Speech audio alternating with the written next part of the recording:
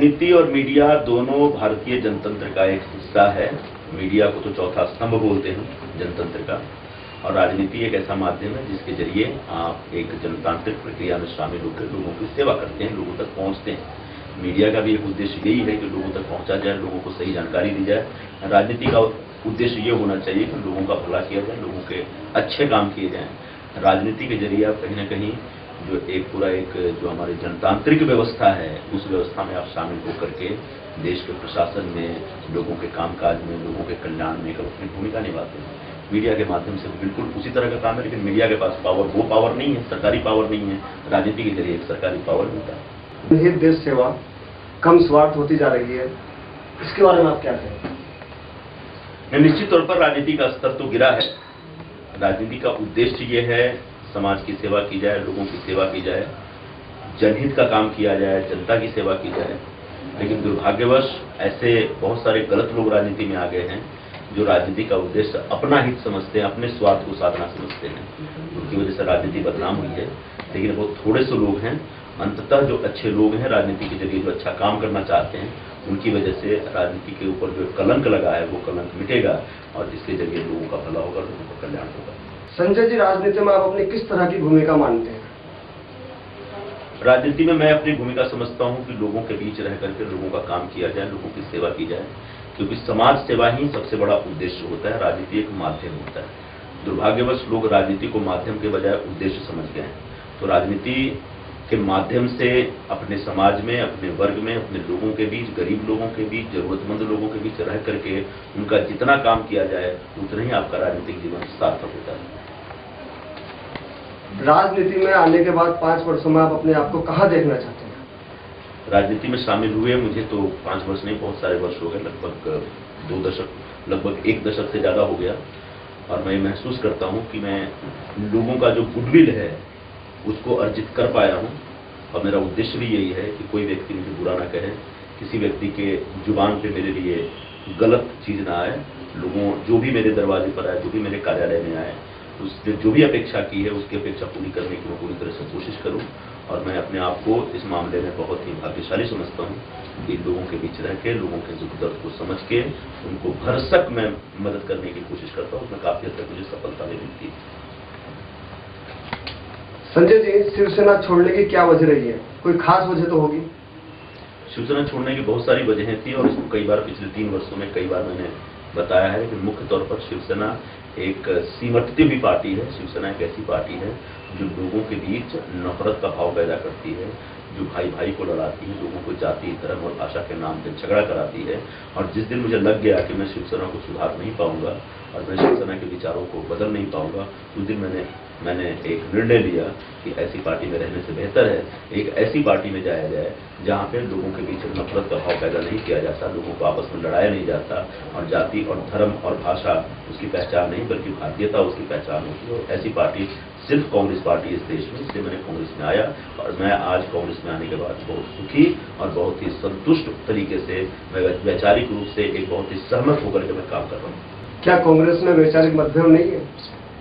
कांग्रेस एक विचारधारा की पार्टी है और 125 साल पुरानी पार्टी है। इस पार्टी की मुख्य विचारधारा है कि धर्मनिरपेक्षता के आधार पर लोगों के बीच किसी प्रकार का कोई भेदभाव किए लोगों का काम किया जाए, लोगों की सेवा की जाए, देश की सेवा की जाए, राष्ट्र की सेवा की जाए। यही वजह है कि पूरे आज़ादी के आंदोलन में कांग्रेस ने एक महत्वपूर्ण भूमिका निभाई और आज़ाद हिंदुस्तान में भी जो हिंदुस्तान को विकसित करने का जो पूरा कार्यक्रम था, उस कार्यक्रम में भी एक बड़ा नेतृत्व प्रदान किया कांग्रेस ने। तो अब वैचारिक आधार पर कोई मतभेद नहीं है पार्टी में। हाँ, पार्टी के अलग अलग ग्रुप के लोग हैं और हर पार्टी में इस प्रकार के लोग होते हैं, लेकिन ये एक बहुत ही सतही तरीके का मतभेद होता है। इसमें कोई मनभेद नहीं है और कोई बुनियादी तौर पर कोई बहुत बड़ा मतभेद नहीं है हमारी पार्टी में। प्रदेश कांग्रेस में इस टाइम काफी उठक पटक चल रही है, इसके बारे में आप क्या कहना चाहेंगे? प्रदेश कांग्रेस में कोई उठापटक नहीं चल रही है। पिछले 4 वर्षों से हमारी प्रदेश कांग्रेस के अध्यक्ष श्रीमती प्रभा राव यहाँ पे काम कर रही थी। पक्ष ने, हमारी कांग्रेस के अध्यक्ष श्रीमती सोनिया गांधी ने एक फैसला किया कि उन्हें अध्यक्ष पद से ऊपर ले जाकर के एक बड़ा संवैधानिक पद दिया जाए। उन्हें राज्यपाल का एक पद दिया गया है, राष्ट्रपति जी ने उनकी नियुक्ति की है। अब प्रदेश कांग्रेस के अध्यक्ष पद की नियुक्ति होने वाली है।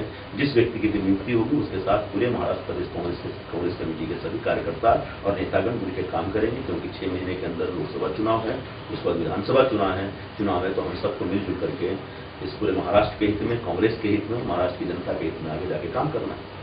इस वक्त अलमत में दिख रही है, इसके बारे में क्या कहना चाहेंगे आप? ये बात आप सही कह रहे हैं। यूपीए सरकार इस समय अल्पमत में है, क्योंकि वाम मोर्चे के जो सांसद है उन सांसदों ने सरकार को दिया हुआ अपना समर्थन वापस ले लिया है।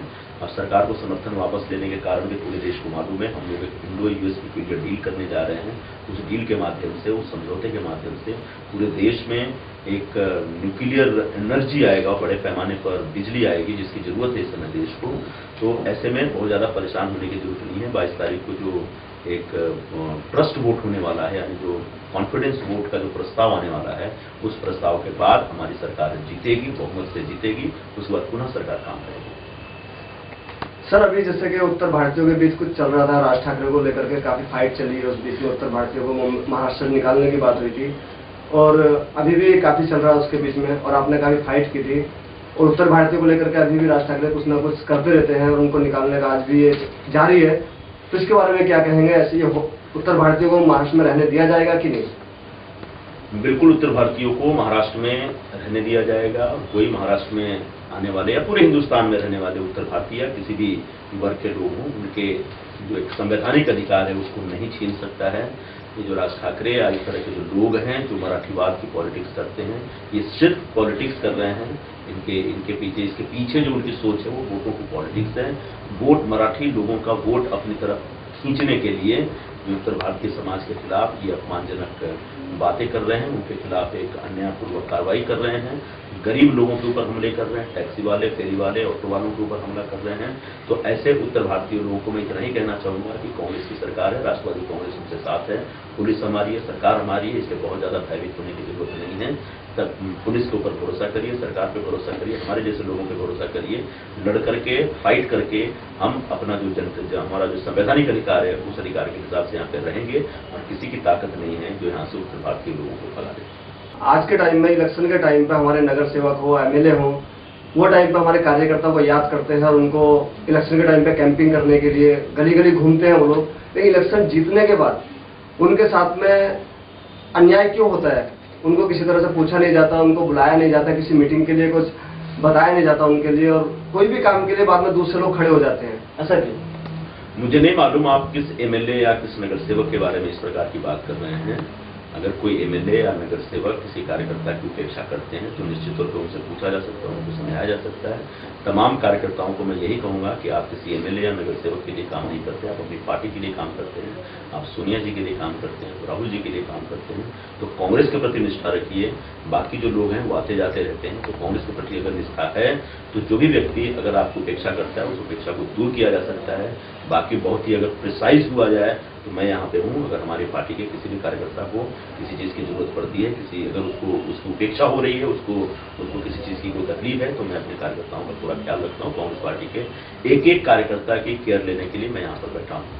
लेकिन हमें ऐसा लगता है कार्यकर्ताओं से इलेक्शन के लिए यूज किया जाता है और उसके बाद में उनका कोई मतलब ही नहीं है। उनको ऐसे निकाल के फेंक देते हैं, दूध में से मक्खी निकाल के फेंक देते हैं।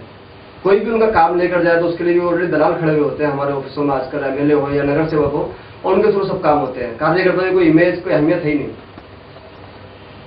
राजीव गांधी जी ने भी एक बार कहा था कि कांग्रेस पार्टी के आसपास कुछ पावर ब्रोकर्स और दलाल टाइप के लोगों का एक वजूद बढ़ गया है। तो ऐसे दलालों से सावधान होना चाहिए, ऐसे पावर ब्रोकर से सावधान रहना चाहिए। आप तमाम कार्यकर्ताओं को भी मैं यही कहूंगा कि ये पार्टी आपकी और आप पार्टी के हैं, इसलिए बीच में अगर कोई दलाल आता है तो उससे घबराने या भयभीत होने के बजाय उससे लड़ा जाए और पार्टी के हित में, पार्टी के कार्यकर्ताओं के हित में, पार्टी के नेताओं के हित में, पार्टी के विचारधारा के हित में आने वाले दिनों में कार्यकर्ताओं और नेता लोगों को मिलकर काम करना चाहिए। अगर कहीं किसी कोई जरूरत है, कोई डिमांड है, कोई मांग है, कोई तकलीफ है तो मुझे प्रिसाइजली बताया जाए, मैं निश्चित तौर पर मदद करूंगा। आने वाले दिनों में यह चैनल एक बहुत बड़ा चैनल बने, ऐसी मेरी आकांक्षा है।